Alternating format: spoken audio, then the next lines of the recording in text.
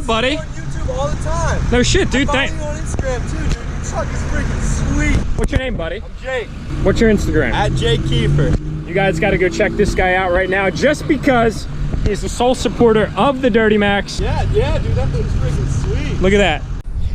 What's going on, everybody? Welcome to the vlog. Thank you for tuning in with me today, guys. It is actually a completely separate day than when I filmed the intro, which you just watched in the video. I hope you all enjoyed it. It was really neat that individual Jake stopped by because he recognized the truck off of the social media presence that I have through YouTube and through Instagram. If you guys haven't followed me through Instagram already, please be sure to check me out. Here is my link at Dirty Max with 4 R's.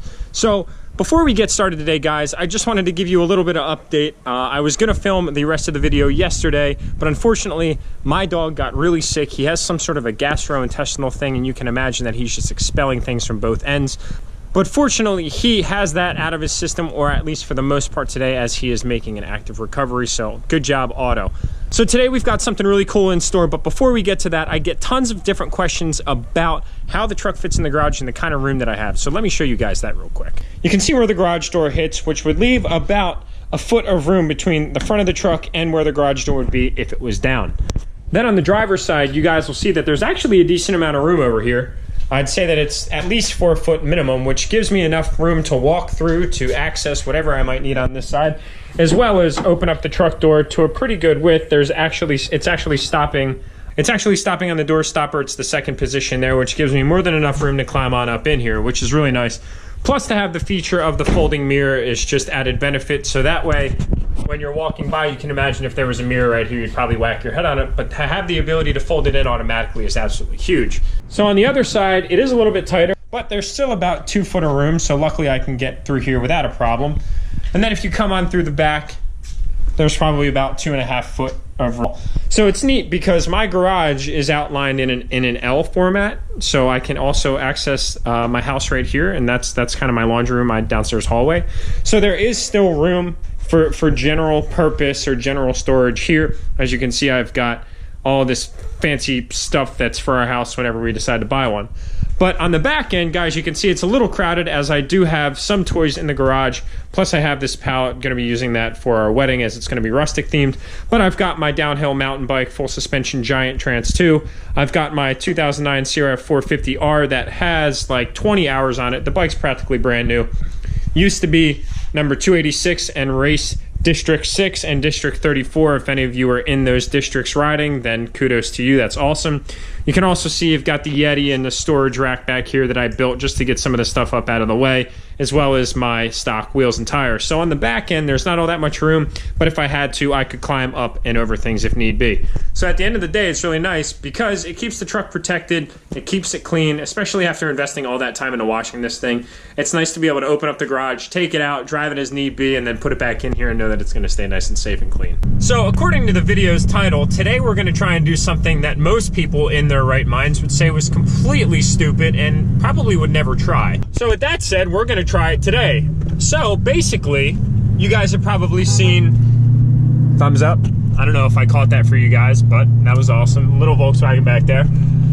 So I don't know if you guys have seen some of the videos scouring the internet about like what happens if. Basically, Cletus McFarland did a video not too long ago, maybe it was long ago, I actually have no idea, with his C7 Corvette about what happens if you pull your electronic e-brake going down the highway. Nobody's actually tested what happens if you take the analog shifter and throw it into reverse on the highway. So with the little bit of research that I've done, I wasn't really able to determine whether or not there was going to be a really negative outcome to this, or if there was going to be no outcome at all. So what I wanted to do was test the theory. That way I could at least, you know, answer somebody's question out in the world. So I'm gonna drive back here on these nice back open country roads to get nobody behind me, and then what we're gonna do is we're gonna get this thing up to speed, probably around 60 miles an hour, and take the gear shifter and throw her into reverse. Let's see what happens.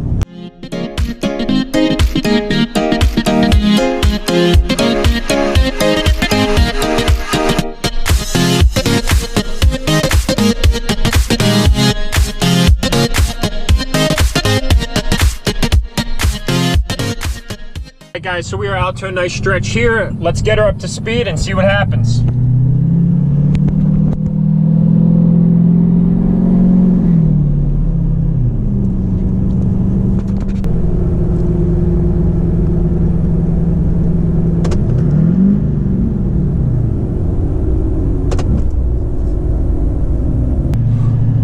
God my transmission didn't just fall out of the truck.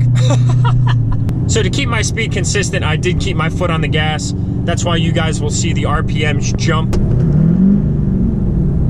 The truck just went into a neutral state, so it didn't harm anything. There was absolutely no clunking or any negative grinding sounds at all. Really, the truck just notified me saying, hey dude, you know, I don't know why the hell you just did that, pretty much. The reverse indicator also started to flash to try and notify the individual to say if, you know, they were looking down at the dashboard, they could see what was going on and why their truck wasn't moving forward. On top of that, I guess you could say Allison is really smart. It's really nice to know that GM has embedded a feature into these trucks so that your truck's not gonna completely blow its transmission apart. Now, quick disclaimer, guys, I don't recommend that you all go out and do this just for the fun of it. I think that you should probably just take the experience that I had and the insight that you got from this video and, you know, take it for what it is and believe me. I definitely would not recommend going out and trying this or going out, allergies this year are awful, or going out and throwing your truck in, let's just say park, from reverse. I'm sure that the same feature would abide by this, but let's just not try it. Probably not a good idea. Quickly want to highlight something. At a stop sign, but a curb is way extended.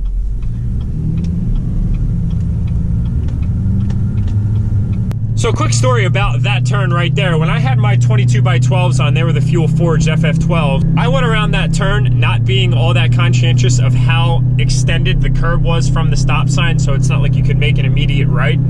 And I came within centimeters, guys, of completely ripping my first set of forged wheels completely to pieces. Now, luckily, I owned those wheels for about over a year, or just about a year, and I had never once scuffed them on anything. Anyway, guys, I just wanted to share that with you because that's something that sometimes you can just kind of become numb to after driving for a while, and you know, you get a little comfortable with driving, and then all of a sudden you take a turn like that and you just rip your brand new wheel to pieces. All right, folks, we're gonna shift gears here a little bit by stopping up at Diablo Formula Racing to see what kind of shenanigans they are up to on this beautiful day. Little scenic drive. There's always a new car in his parking lot because he's got so much business right out of his shop right now. He is actually looking to go out and pick up a new shop, but he hasn't really found anything that fits his specific need just yet. So let's see if he's here. It doesn't look too promising though, because his garage door's down, and typically that's a sign that he is out of the building. There you go. So for anybody that doesn't know, this is Westy. Westy's Speed Shop is right there. He's done tons of work for Nick with the ZL1, as well as Mike. He is like the all-around fab guy if you guys are interested. Space Mountain Supercars on Instagram. Space Mountain Supercars. Check him out right here. Westy Speed Shop on Facebook. Westy Speed Shop on Facebook. You heard him say it himself. So, come to find out, Andy and Max took the Viper over to Applebee's, so we're gonna go stop by and say hi. So I'm gonna tell you guys a quick little secret about Andy. Andy's absolute favorite restaurant in the entire world is Applebee's. So if you ever want to win him over, get him an Applebee's gift card. He'll love you for life. Anybody recognize the Viper? That's got a massive turbo right behind that side of the hood. Tuning improvements and just checking things out, make sure everything's running good from when we did all the upgrades and stuff to it, that's all. Nice.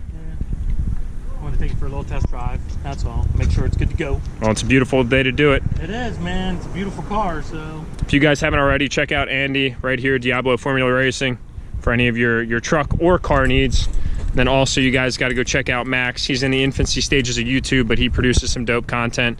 He actually just put out a really cool burnout video, so make sure you head over to his channel right here and go support Max.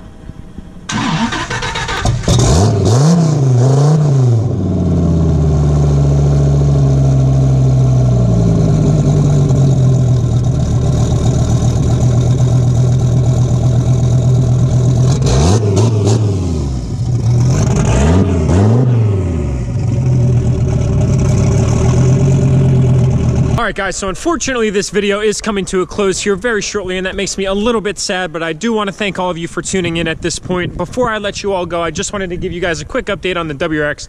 Today marks the day that I bought my first modification for this car. I said that I wasn't going to mod it, but I guess I'm taking a little bit of that back. Now, I'm not going to go too crazy with this thing. I do have some suitable modifications in mind, both from a performance perspective as well as an aesthetic perspective. A majority of those modifications will be aesthetic. But anyway, guys, I did order a performance-oriented part today.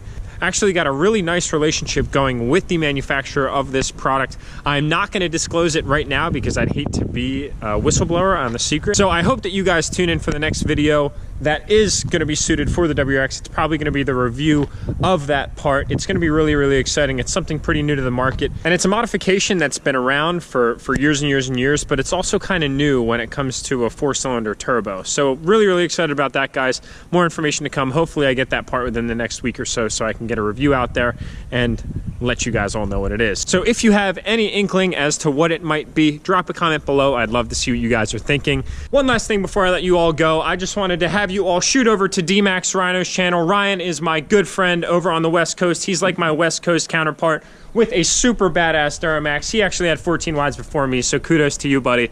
But I got to meet Rhino a few times. He is a really good dude. He produces really, really cool content, very passionate about what he does. Check him out. Give him a little bit of love. Please remember to like and subscribe if you have yet to subscribe. And if you're visiting for the first time, thank you so much for tuning in with me today. I really appreciate all of the support so far. We're at 7,500 subscribers in just 3 months' time. That's absolutely remarkable. All of you guys are absolutely awesome. And if you are tuning in for the first time today, thank you and welcome to the channel. I really appreciate your viewing, and I hope that I served your viewing pleasure. Please subscribe. Look forward to keeping you guys up to date and doing a full review on the parts to come for the WRX, as well as all the modifications that are still to come on the Duramax, because trust me, guys, this process has only just gotten started.